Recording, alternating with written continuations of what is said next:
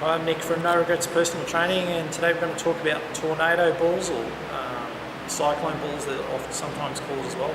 These are a really fun piece of equipment, very much like sledgehammers, ropes, sleds.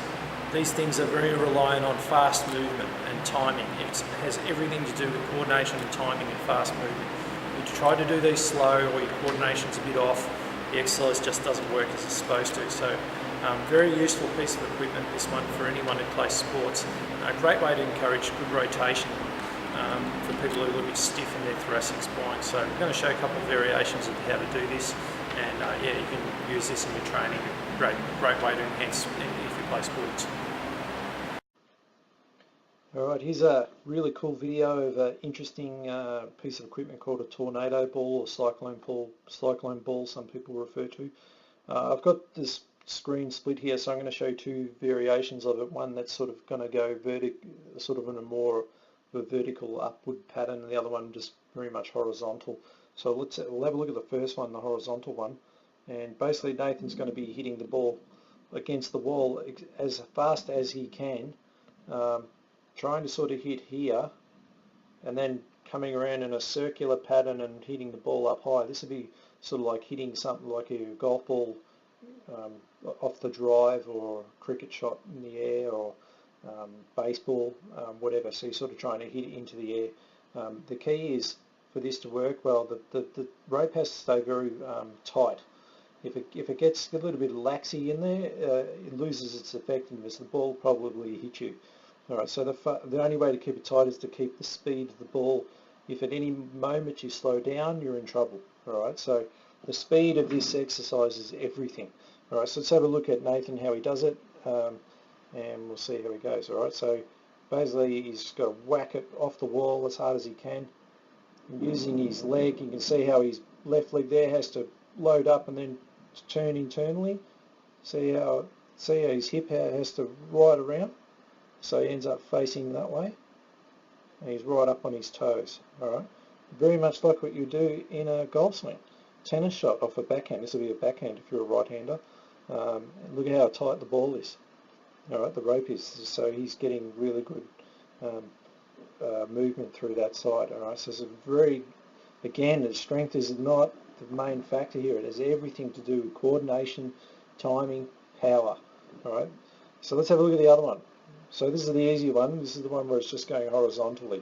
So he's basically just going to be hitting the ball more or less right to the side of him, sort of going straight across. All right, this is why it's a lot easier. Coordination's a little bit, you don't need as much transfer of weight going up. All right, so let's have a look how he does this one. All right, so he's going to set up low so he doesn't lose his balance, and you'll see how his weight transfers from one leg to the other, and just keeping that nice tight rope on the ball there.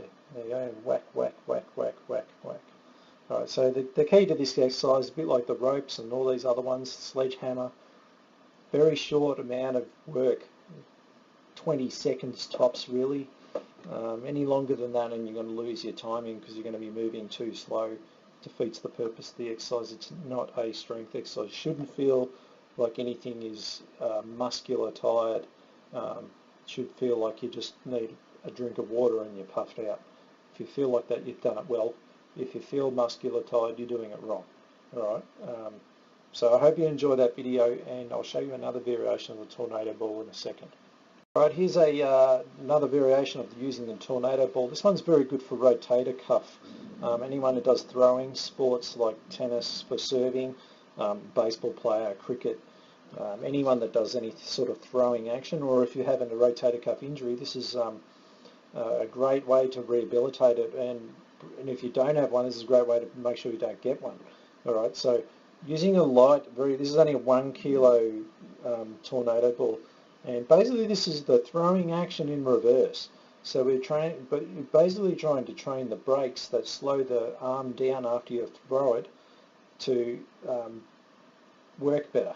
So you know, someone says throw your arm out. Well, it's usually these small rotator muscles that can't stop the momentum that you've had moving forward, and they're just small and stabilizers. They're just overpowered. This is an exercise that encourages them to work better. and it gives you great flexibility through your shoulder. So we'll play this video for you and you'll see what I mean.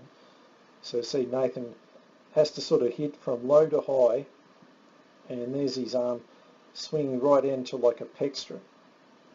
And all those muscles that are usually overpowered because they're the ones putting the brakes on are now actually in the driver's seat of having the most strength.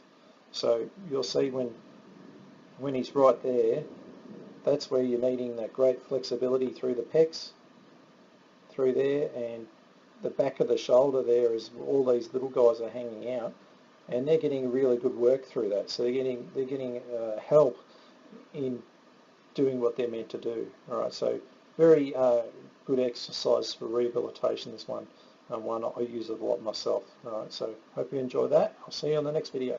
All right, here's the last of our tornado ball series of exercises. This one's quite an interesting one. You don't actually hit anything. You're basically just trying to use inertia to keep the ball using its own momentum to try and keep it from not hitting you and not hitting the ground. Quite an interesting exercise, this one. Great for stabilisers actually, because again the timing of it all is the crucial element to it all. If you can really get a lot of power from this, it's almost like hard to slow it down in the end. So let's have a watch Nathan doing it. So basically he's just making a figure 8 pattern, moving from, see how he has to have a bit of weight shift, and the more power he gets going into it, the more he's going to have to control it. You can see his face there, you can sort of feel it happening to him. Alright, so very similar to the sledgehammer in a way. Now he's going to move now into doing it on the same side, which is a bit sort of weird, a little bit harder to sort of control, and see he's almost like trying to shorten the rope there to try and get more leverage on it. You really feel like it can hit you if you don't get it right.